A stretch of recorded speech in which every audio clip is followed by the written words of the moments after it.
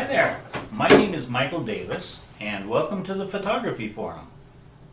Besides being the staff photographer and social media specialist at the Parks and Recreation Department, I also am a professional photographer and own a studio in downtown Medford. It's the same studio I'm in right now, and it's the same one that I teach my Saturday morning Photography Forum classes out of. And I figured since you can't come to the studio right now, why not just bring the studio to you? In times like this where you don't really have an option to leave your house very much, but at the same time you do have an opportunity to learn something. So why don't you join me on the couch? I'm going to sit there and relax a little bit, and let's have some fun. Let's chat a little bit.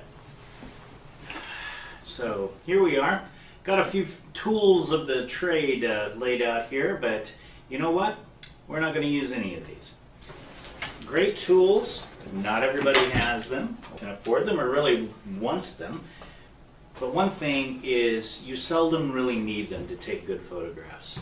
In fact, this right here is probably my favorite tool for both still and video photography. It's just a camera phone. I happen to use an iPhone, but if you have an Android or an iPhone, they all have absolutely fantastic cameras in them these days. I'm sure that you've discovered that already.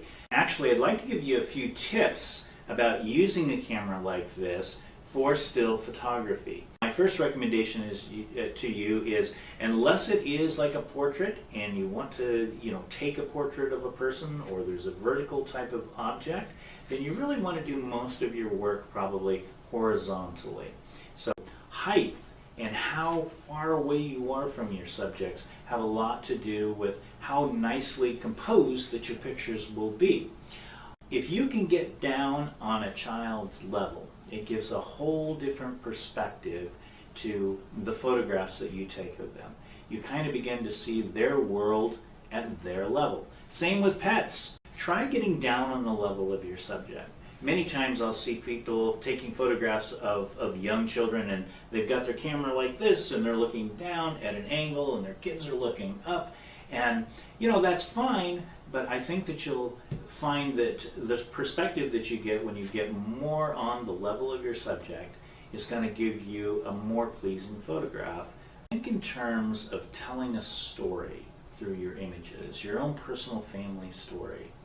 We all have interesting stories to tell. Everyone is a story just waiting to be told. And one way to do that, of course, is through images. Think beyond just the normal average family photos that you take. Think in terms of, what is this photograph going to mean to someone else that's maybe not family that may look at this? What does it say about you and your location or your condition or your family, or what you're going through, what you're experiencing? Since we're meeting virtually here and we can't meet in person, I'd still love to see some of the photographs that you come up with. That's the reason that I do these classes, so that we can share photographs. So if you're willing, I'd love for you to pick out a couple of photographs and send those to me within the next week, because what I'd like to do is I'd like to put a selection of those together in a gallery and share them on our Facebook page. If you do send them to me, just know that that's what we might be publishing them. So we want to make sure that they're family friendly, and of course that we do have your permission to use those.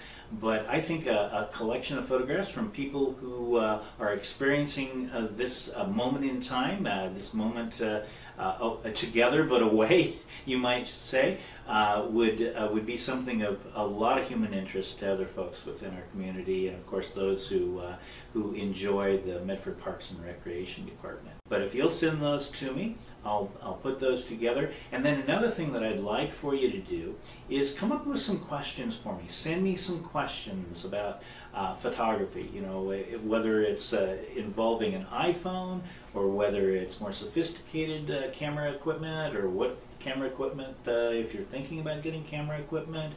Folks that come into the studio during our photo forum sessions we'll do some group critiquing too, and I'd be happy to do that. It'd be a lot of fun for me, and hopefully it would be for you as well.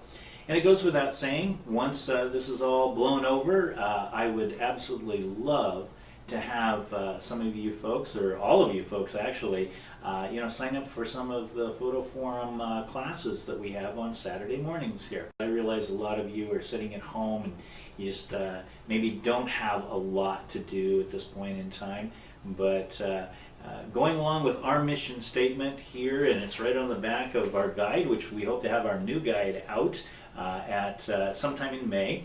But on the very back of this, if you look at it, our mission statement clearly states that we're here to create healthy lives, happy people, and a strong community. And I think that even through these virtual classes like this, that we can help you stay healthy, happy, and strong. And the big key here is stay healthy. So my name is Michael D. Davis, and until next time, thank you for being with me here at the Photo Forum.